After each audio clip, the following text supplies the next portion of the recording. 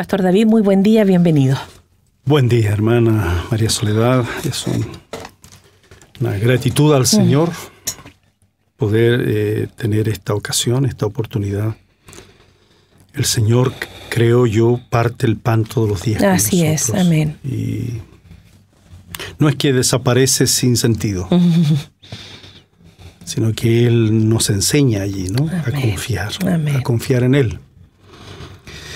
Y pudiera parecer, amados hermanos, que estamos necesitados del Señor hoy, pero como una necesidad de aquellos que han quedado como desvalidos, como de un papá que no da respuestas, como de un papá que se ha alejado. Ciertamente, las Escrituras enseñan que la única situación que hace que el Señor se aleje de nosotros es si en nosotros aparecen las soberbias, si en nosotros no está esa petición, ese ruego, esa necesidad clara, esa necesidad verdadera, profunda de Él, de su dirección, de su ayuda, de la manifestación del Espíritu Santo. Cuando nosotros está presente una actitud sobrevalorada, una actitud superior, una actitud justamente soberbia, engreída, de que nos bastamos a nosotros mismos y estamos ya satisfechos, por cierto, el Señor se aleja de nosotros.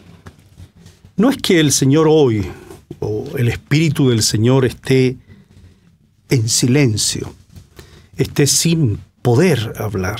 No, no es así. Hermanos amados, en el nombre del Señor les digo, no es así. Hoy el Espíritu del Señor está en la iglesia, en nosotros, en los obreros, amén, en los ministros, sí, que clamamos, que pedimos, en los siervos. Entiéndase por siervos no algo simplemente de dignidad, sino como debe ser, ¿no? Siervos que sirven. Está el Espíritu del Señor para guiarnos, para mostrarnos la verdad, para guiarnos a toda la verdad.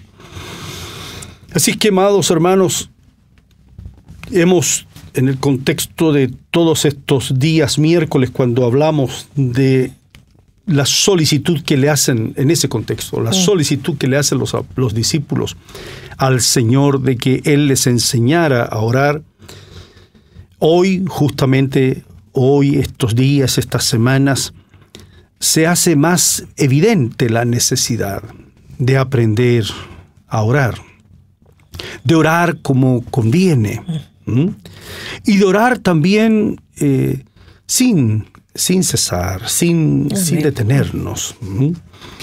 Ahora, conviene, amados hermanos, recordar algunas enseñanzas. En el día de hoy haremos eso, algunas enseñanzas generales. En primer lugar, cuando el Señor estuvo en momentos muy difíciles. Recordarán ustedes cuando aparece en las Escrituras el tiempo más difícil del Señor en oración. Es el tiempo allí en el huerto de Getsemaní. No sé si ustedes recuerdan aquel momento difícil.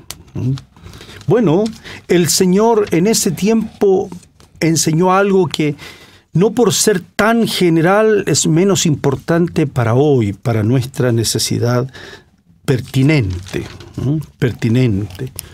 Porque cuando Él oraba, y oraba, dice las Escrituras, ¿no?, con angustia, con dolor, con el alma muy quebrantada.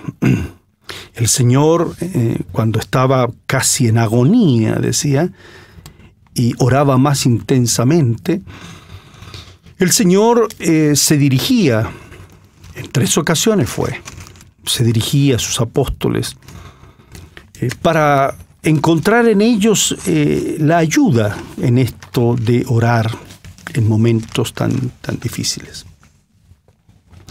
La palabra del Señor dice que los encontró en las 3 ocasiones dormidos. Las Escrituras dicen que ellos estaban con tristeza también, que había una situación para ellos de desconcierto, de no poder entender bien qué sucedía. Cuando tenemos un liderazgo espiritual, un liderazgo claro de parte de Dios, y en el caso del Señor un liderazgo único como del Señor, pero que sus decisiones, sus acciones, y ya en este final del Señor, aquí en el huerto de Getsemaní, en su oración, sus acciones, sus decisiones no corresponden a lo que uno pudiera pensar que haría un líder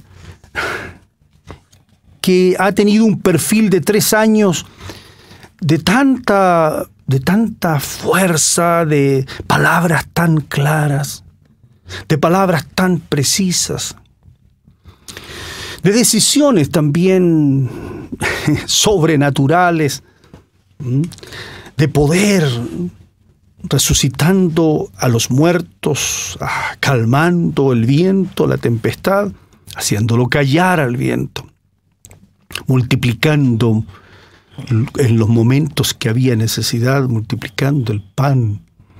Muchas veces quisieron hacerlo rey.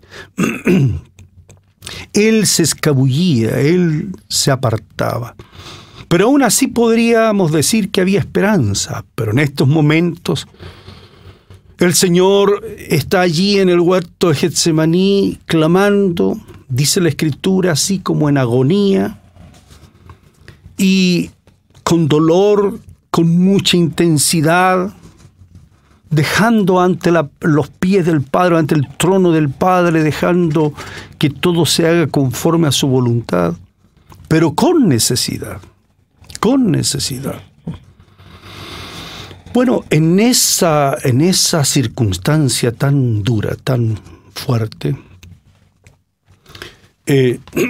las Escrituras dicen que clamaba diciendo: hágase tu voluntad, Padre, hágase tu voluntad, no la mía, hágase tu voluntad, no la mía.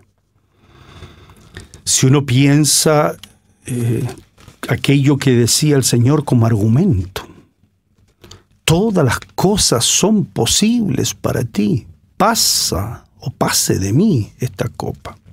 Sabía que la debía de beber, sabía que las circunstancias iban a cambiar fuertemente desde el cumplimiento de su comisión, de su apostolado, de terminar, de concluir la tarea, las circunstancias humanas, las circunstancias de la vida del hombre, las condiciones del hombre, las condiciones de toda la creación cambiarían. Pero lo que significaba para él era muy, muy fuerte. Dar la vida, enfrentarse a la muerte, gustar, como dicen las Escrituras, la muerte. El dador de la vida, dicen las Escrituras, ¿no? El verbo de vida mismo daba su vida voluntariamente. Pero esa acción voluntaria no quitaba el dolor, no quitaba la angustia, no quitaba la desesperación de ese momento. Entonces, cuando decía: pasa de mí esta copa, pasa de mí esta copa, Padre, todas las cosas son posibles para ti. Claro, uno podría pensar que Dios puede cambiar todas las cosas. Todas las cosas son posibles para ti. Y cambiarlas de una manera en que nosotros no fuésemos afligidos, no tuviéramos ninguna conciencia de dolor, de aflicción. Bueno, en las Escrituras hay mucha enseñanza de un sufrimiento, de un padecimiento, pero no porque sí, no sin sentido, como diría Job cuando le sobrevino le sobrevinieron todos sus males. Él decía, bueno, si me ha acontecido así todo esto, todo este mal, yo no puedo atribuirle al Señor en esto un despropósito. Y la finalidad, el fin, el cómo el Señor se manifestó en Job al final, es una gran enseñanza. Es una gran enseñanza. Pues bien, en ese tiempo y en ese momento de dolor, el Señor, cuando termina su aflicción, su sudor como grandes gotas de sangre, ya todavía por su rostro, va donde sus discípulos, les dice, levantaos, vámonos, vamos. Ya había llegado la hora. Se acerca el que le entregaba. Les decía que hay cosas generales como estas, pero que tienen algo para nosotros que nos debe orientar en el tiempo que vivimos.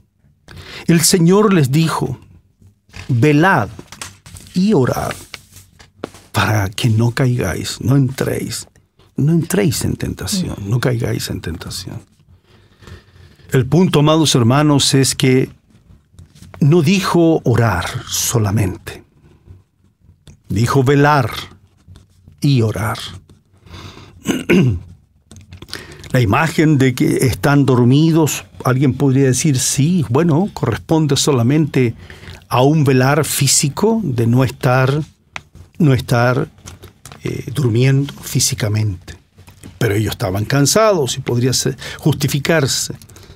No, es que este apostolado del Señor, esta comisión del Señor, esta tarea del Señor, la labor, el cumplimiento de todas las verdades de nuestro Dios, todas las promesas del Señor, el nuevo pacto que estaba a punto de ser ya confirmado, aquella redención gloriosa, aquel rescate glorioso ya vendría.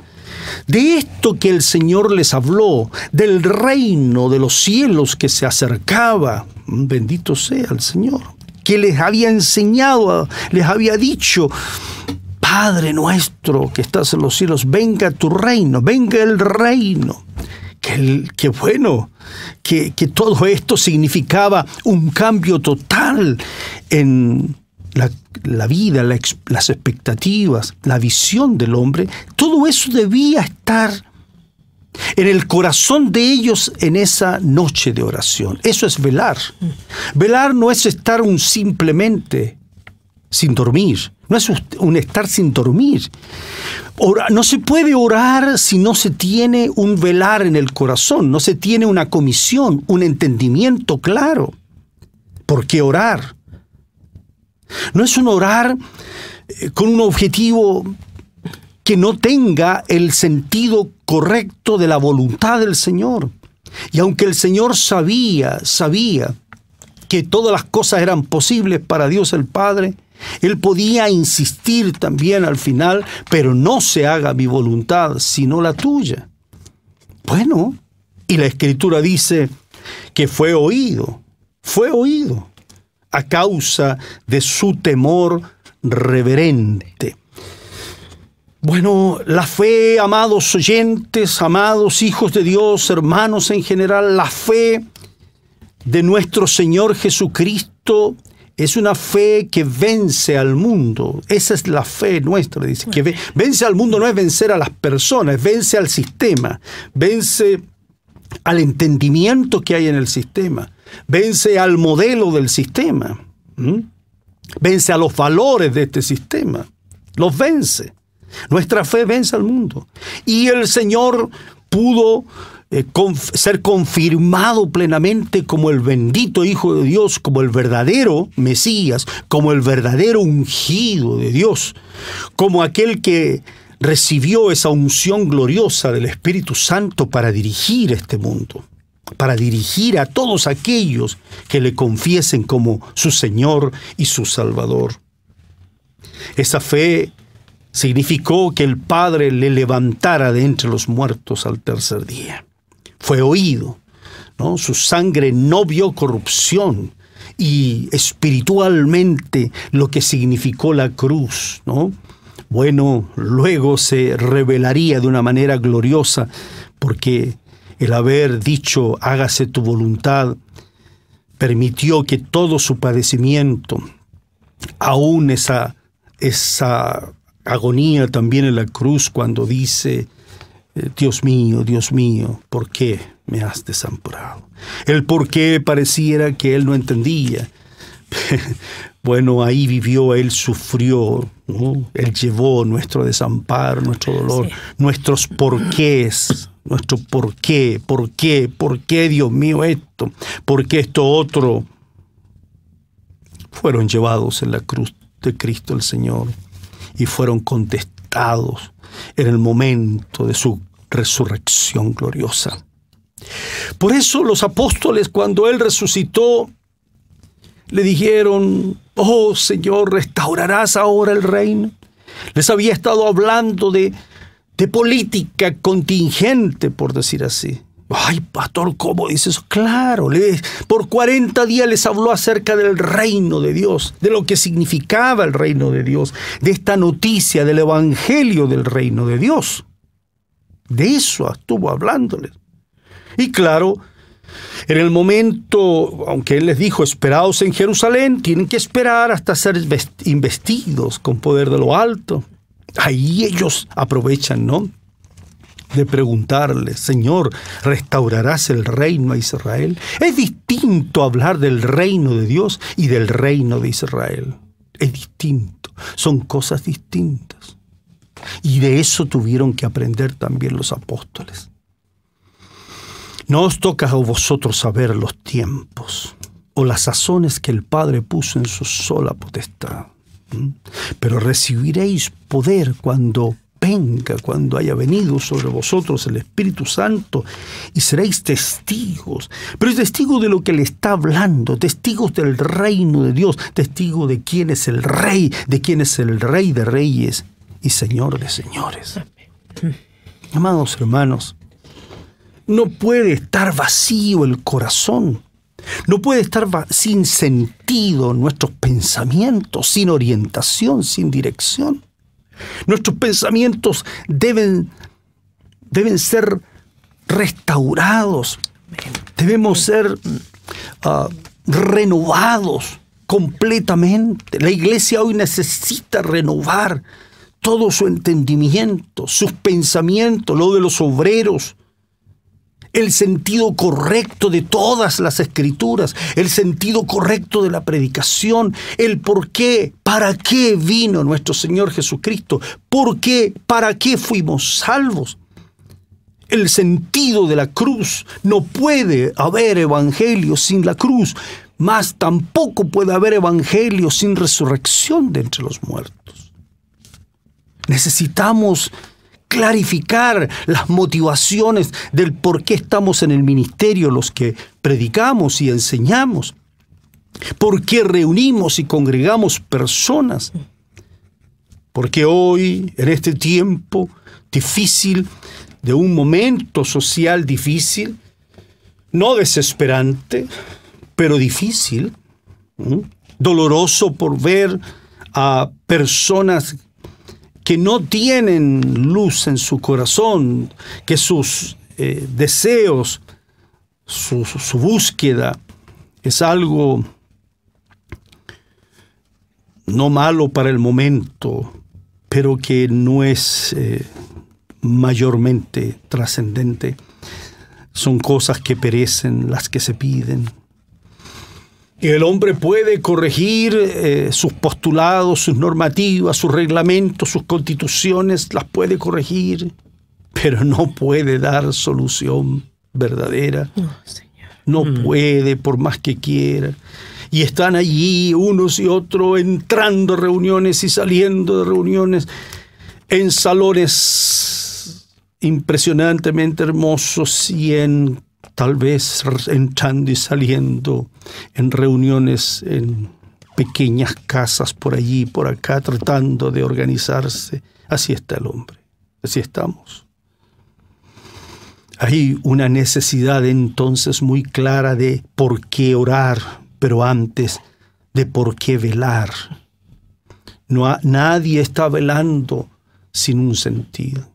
Una madre vela en la noche y no duerme, y un padre debe acompañarle, un esposo, porque hay un bebé enfermo que está en cama. Así velan los hospitales por la vida.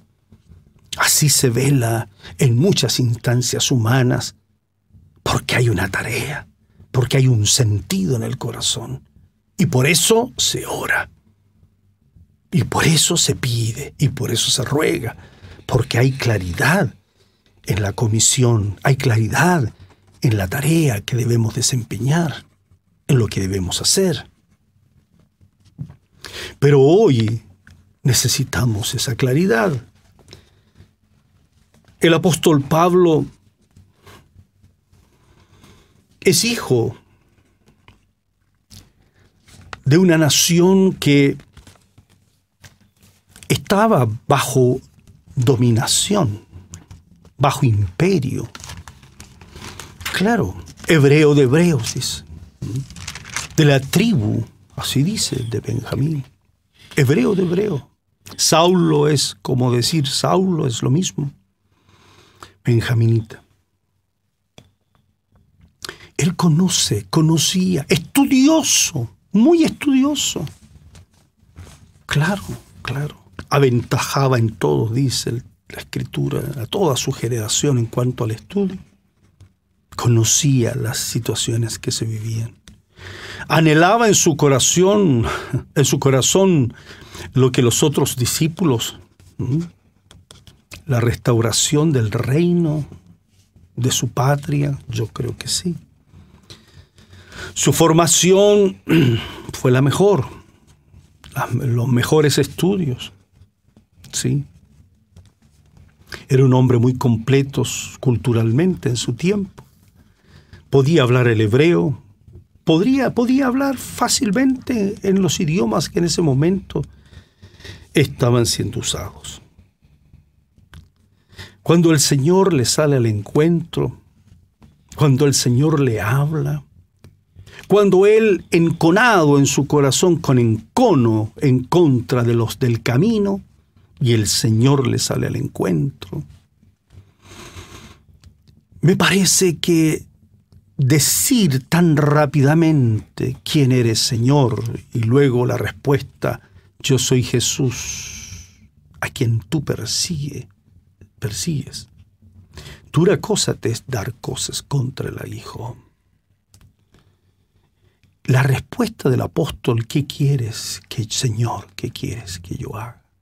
No es que se doblegue el corazón en forma tan rápida, sino vienen al corazón aún más rápido todo lo que he estudiado, todo lo que he anhelado, todo lo que he deseado, y cómo se desplazan, salen de mi alma, de mi corazón, de mi mente, los otros pensamientos, las otras intenciones,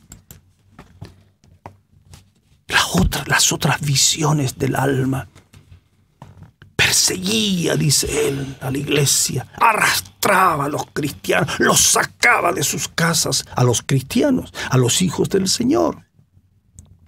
Y en un momento, las tinieblas retroceden y desaparecen de su alma, y el Espíritu de Dios irrumpe en su corazón con la voz del Señor.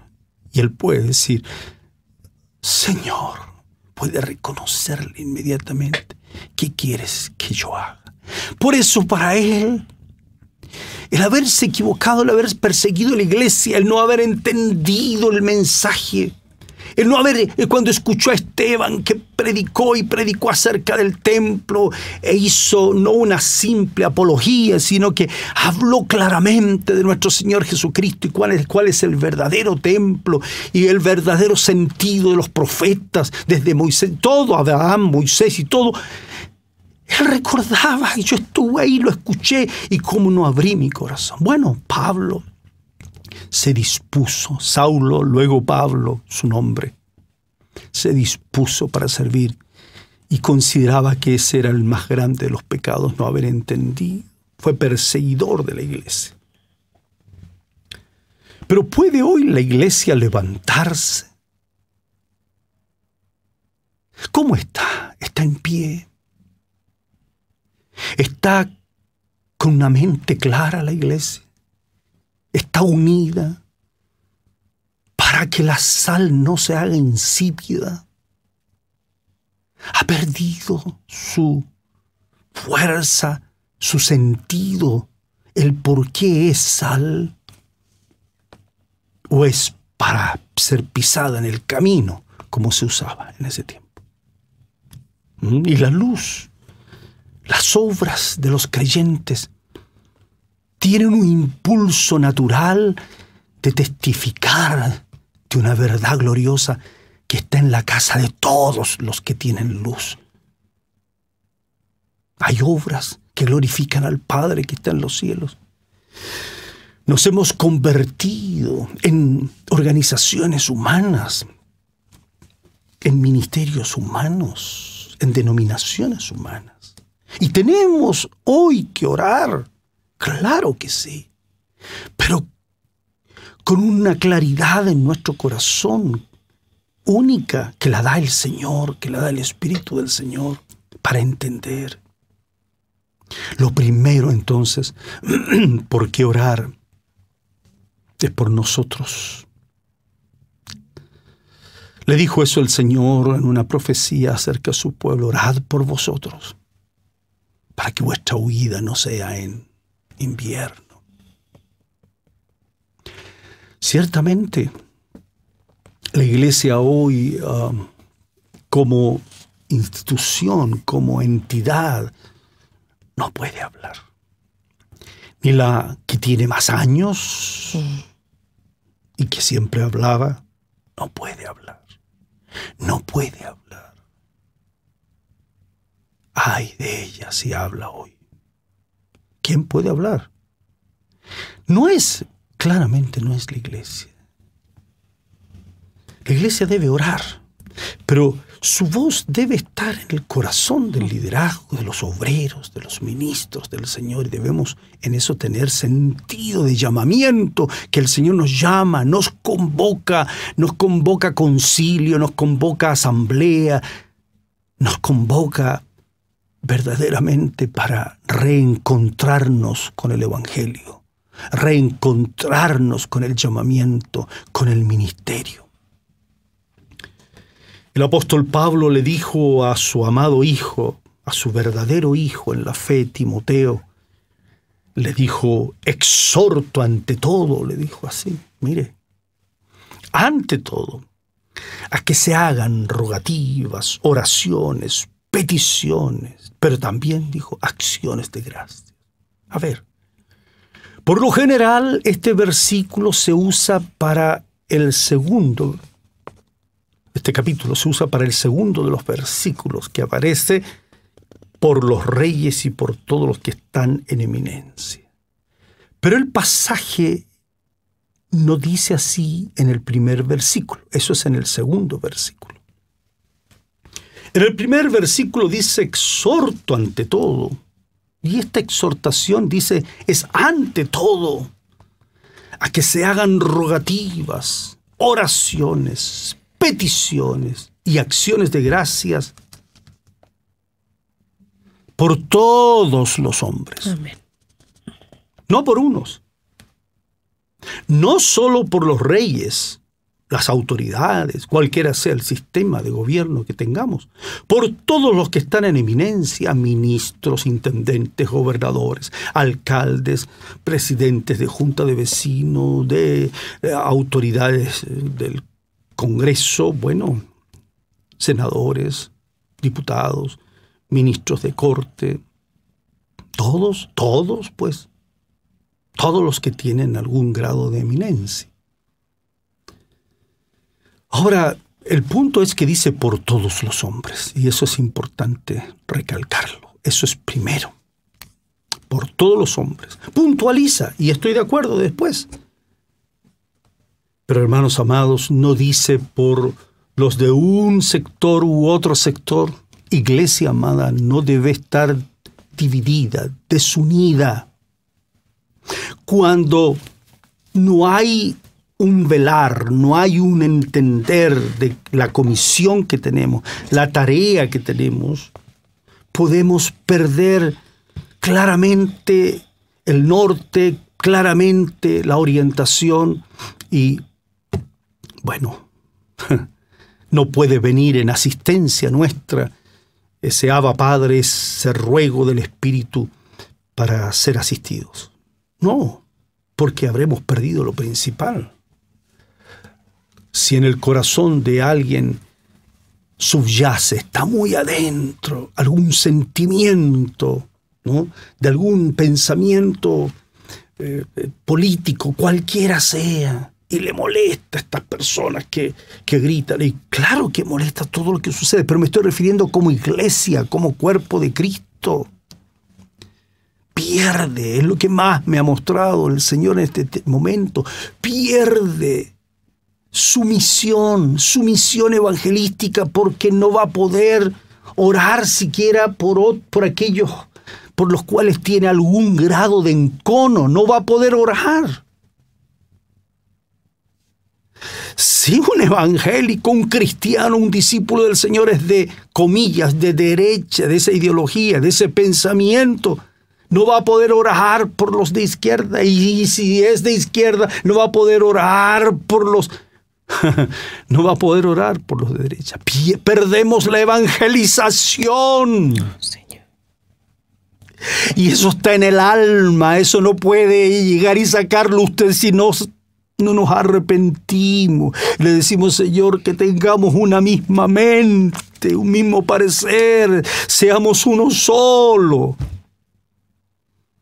No podemos, mire, ¿cómo vamos a orar por reyes hoy si nos molestan las monarquías? Claro que sí, pero ese no es el velar correcto, no es la comisión correcta. Sabemos que ya no funcionan en el llamamiento del Señor esas cosas, pero no nos ha llamado el Señor a la violencia, no nos ha llamado, pero ni siquiera la violencia cuidadosa en un discurso, sino en general a ningún tipo de violencia.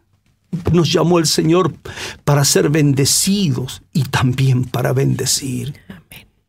El que quiera, así dice la Escritura, el que quiera ver días buenos, el que quiera amar la vida, dice, y ver días buenos. ¿Usted quiere amar la vida y ver días buenos? Eso dice aquí Pedro. Refrene su lengua de mal, sus labios no hablen engaño. Apártese del mal, haga el bien, busque la paz, sígala. Los ojos del Señor están sobre los justos, sus oídos atentos a sus oraciones. El rostro del Señor está contra aquellos que hacen el mal. Nuestra oración debe ser por todos. Dice, para que vivamos quieta y reposadamente. Entonces uno podría quedarse allí. Yo he oído mucho esto y dice, para que vivamos quieta y reposadamente. Pero no es así. Quieta y reposadamente en toda piedad y honestidad.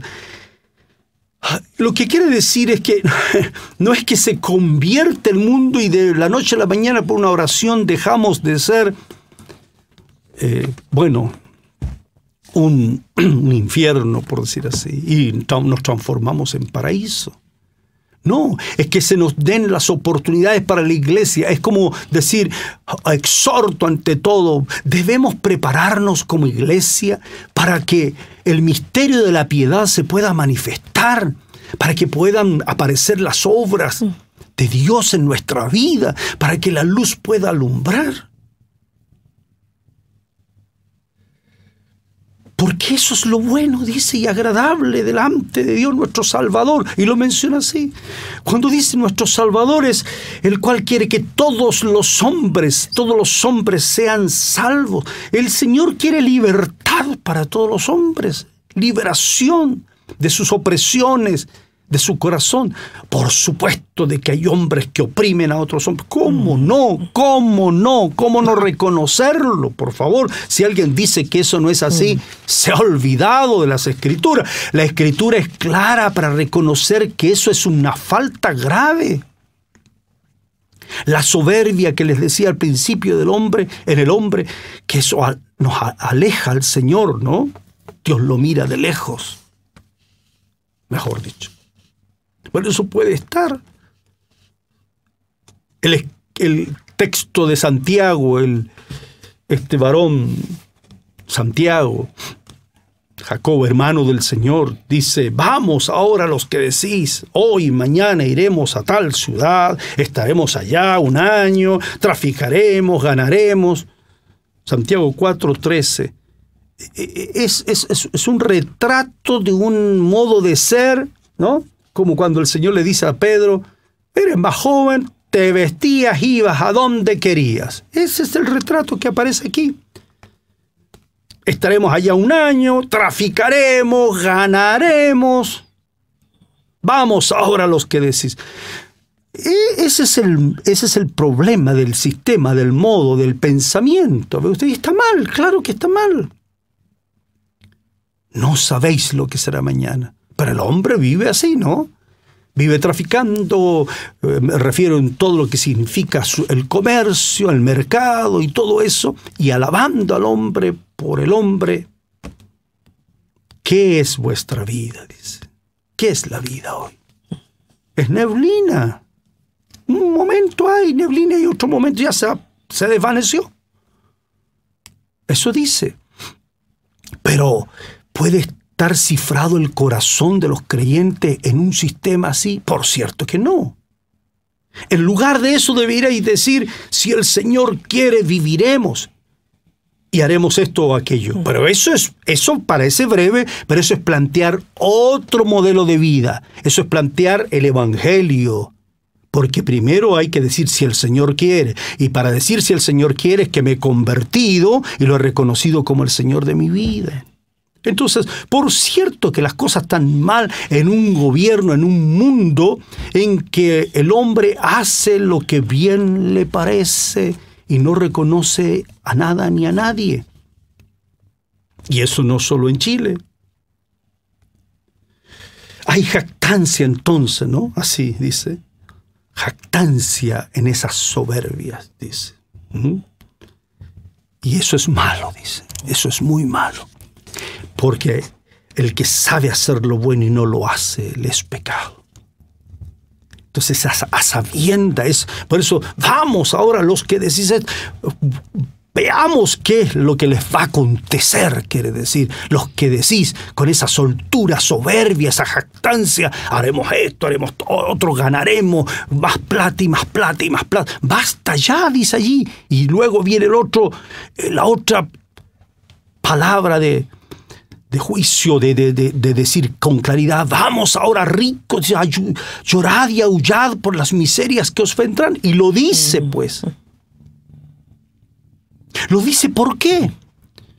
Porque esto estaba ya en el corazón de muchos creyentes. Pablo se lo dice a Timoteo en su carta, se lo menciona con toda claridad. Dice, a los ricos de este siglo manda que no sean altivos ni pongan las esperanzas en las riquezas. Ese es el problema. Porque raíz de todos los males es el amor al dinero, el cual codiciando algunos se extraviaron de la fe y fueron traspasados de muchos dolores. ¿Cuántos dolores hay hoy entre los creyentes? ¿Por qué si hay tanto consejo y tanta doctrina en las Escrituras con respecto a las deudas, a un mundo que está fundado en deudas. Es lo que la Escritura le llama no ser cabeza, ser cola, estar al final, estar en la lista de espera de todas las cosas. ¿Por qué? Los creyentes, está escrito. Por eso necesitamos reunirnos. Los ministerios deben reunirse en humildad. Debemos hacerlo humildemente y reconocer, hemos enseñado mal. Clama el jornal de los obreros que han cosechado vuestras tierras, el cual por engaño no les ha sido pagado por vosotros, y los clamores de los que habían cegado. Esos clamores han entrado a los oídos del Señor de los ejércitos. Habéis vivido en deleite sobre la tierra. Pero eso es lo que pasa con los creyentes, hermanos. Se busca eso, a eso se le llama bendición. Grupos enormes de obreros en toda Latinoamérica sobre esta idea, esta falsa doctrina de la prosperidad, por ejemplo. ¿Qué prosperidad? Sin conocer las Escrituras. Habéis vivido en deleite sobre la tierra, habéis sido disolutos, habéis engordado y vuestros corazones como en día de matanza, habéis condenado y dado muerte al justo, y él no os hace resistencia. Entiéndase allí a muchos hermanos sencillos y pobres. ¿Por qué el pasaje luego dice, por tanto, hermanos, tened paciencia? Parece que fue un exabrupto de Santiago. Mirad cómo el labrador espera el precioso fruto, y uno dice, ¿qué pasó? ¿Por qué este cambio, hermanos míos? Tomad como ejemplo de aflicción y de paciencia a los profetas. Tenemos por bienaventurados los que sufren, y habéis oído de la paciencia de Job. ¿Por qué es mencionado Job aquí, después de una amonestación tan fuerte? ¿No vivía en riquezas Job? ¿No estaba colmado de bienes y el mismo maligno se lo dijo? ¿Y sus hijos no eran disolutos? ¿No dice eso? ¿Que habían caído en disolución? Claro, dice que Job parecía un hombre justo, sí, pero un estudio verdadero del libro nos demuestra que él de oídas había oído todo y era un religioso, un buen religioso, claro que sí, un perfecto religioso, claro que sí, pero no era suficiente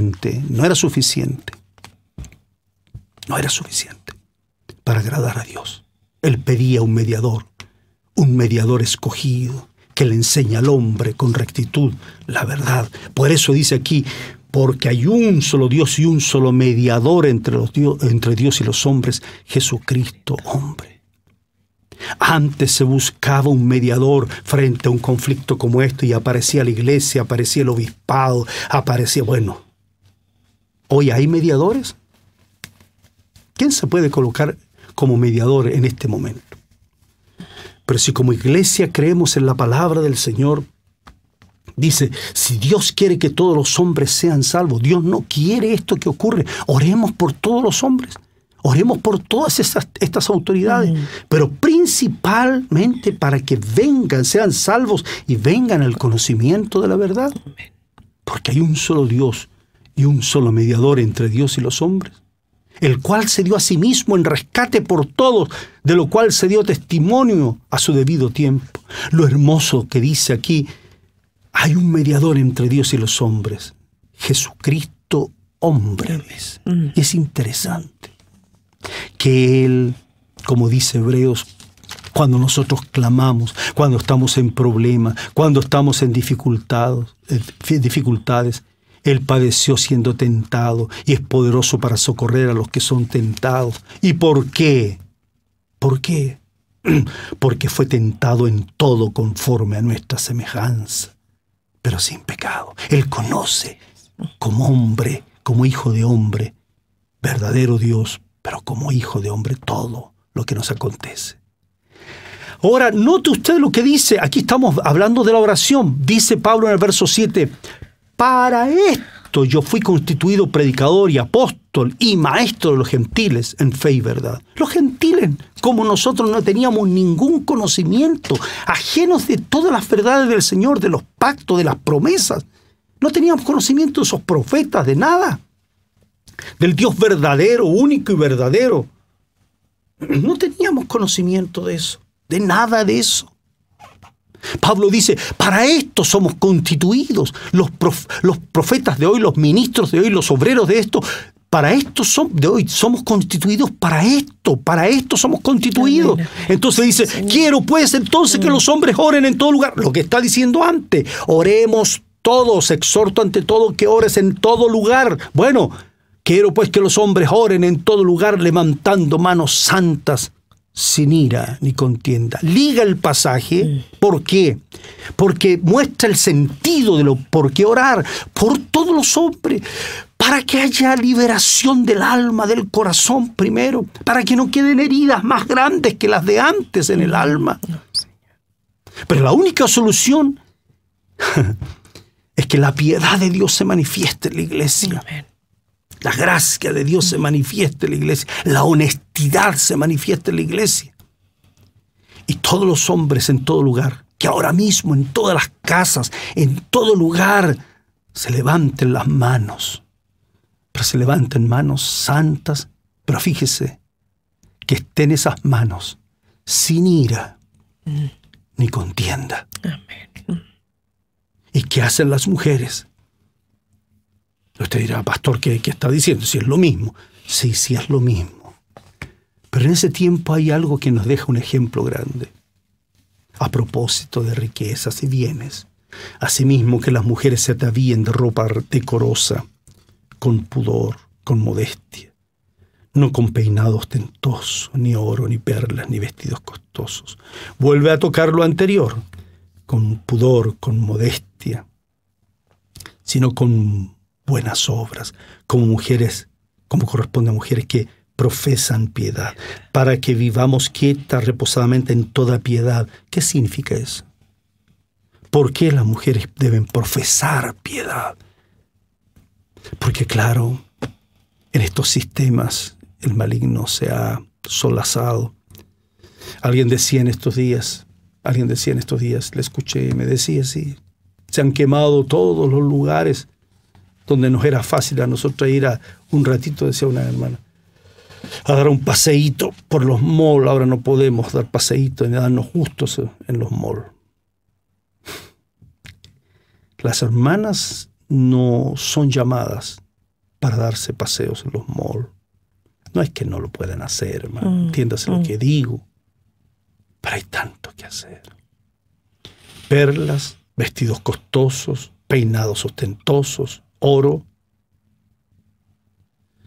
¿Cuáles son las buenas obras hoy? Se les llamó madrecitas a muchas mujeres que optaron por servir a Dios en virginidad. Espero que entiendan a quiénes me refiero. Hace muchos años atrás. Y ellas, por supuesto, eran consideradas como un grupo apenas era mencionado. Estoy hablando algunos siglos atrás. Pero eran mujeres piadosas. Así partió. Consagradas. Y se les llamó madrecitas. Son tan pocas las que están hoy en esos lugares. Son tan pocas las vocaciones en las iglesias cristianas evangélicas de mujeres que profesan piedad de esa manera. En ese tiempo, el aprender, el aprendizaje, la enseñanza era demostración de gobierno, era demostración de fuerza. Y las mujeres veían entonces la oportunidad. Y Pablo dijo, no está bien. No pierdan su lugar, en otras palabras. Por eso termina diciendo, lo más importante son los hijos, dice allí, al final. Lo más importante es cómo aprenden los hijos. Cómo los hijos son levantados como ejemplo de una obra para el Señor. Examinando los pasajes dice, y si alguno anhela obispado, si alguno anhela gobierno, y los hijos, dice allí, deben estar con toda sujeción, con honestidad. El varón debe gobernar bien su casa, ¿no? Para gobernar la iglesia. Sus hijos no deben estar acusados de disolución ni de rebeldía. Pero eso está todo junto para vivir en piedad y en honestidad. O sea, los ministerios, está todo junto eso. Si vamos a orar, debemos orar para que haya una comprensión de esto. un entendimiento de esto, para que verdaderamente después no oremos como decimos en Chile al lote, sino oremos con objetivos claros, precisos, entregados en las Escrituras. Podamos con humildad, con mansedumbre, presentarnos ante nuestro prójimo, del lugar que sean, de la ideología que tengan, y decirles con honestidad, con piedad, con frutos, con hijos cristianos en las universidades, con mujeres que profesan piedad y otras que sirven hoy. Por supuesto, estoy totalmente de acuerdo en ministerios distintos, todo eso, pero sin dejar la piedad, sin dejar ser uno. Y orar por todos, porque son bienaventurados los pacificadores. Amén. Ellos podrán heredar la tierra. El Señor bendiga en este día, por misericordia bendiga, con un viento especial, un viento nuevo, Señor, sí, que sople el Señor sobre esta tierra, no solo sobre Chile. Padre nuestro, o sea tu nombre, y así sea en nuestro corazón. Ningún nombre de Chile es mediador. Ningún nombre, Padre, de Chile es Salvador, es Redentor, ni de Argentina, ni de Bolivia, y así sucesivamente. Hay un solo Dios. Amén. Padre, pero que no mostremos un Dios como lo muestra la religión. Señor, están cansados de eso, se burlan de eso. Sino que verdaderamente, Padre, venga tu reino en nuestro corazón, en la iglesia. Señor. Bendice, Padre, por misericordia a todos los hombres, a los jóvenes, a los niños, a los que están con rostro descubierto y a los que están con rostro cubierto. Oh Dios, ten misericordia. Tú conoces el corazón de todos. Y aunque se crea que es insuficiente orar así, Señor, pedimos por misericordia.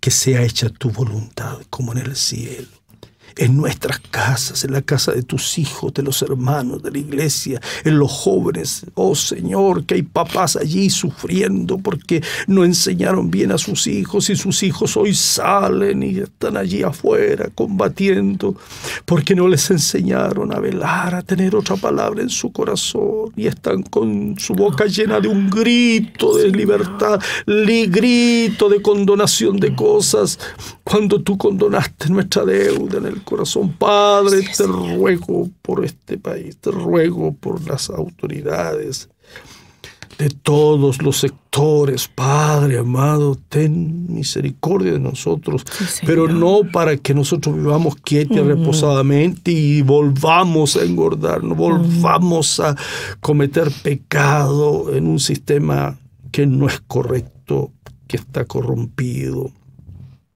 Libra a tu iglesia, que tome tus dones, tus gracias, que tome tu llamamiento, que el ministerio reconozca, Padre, a quién nos has llamado y cuál es la comisión que tenemos.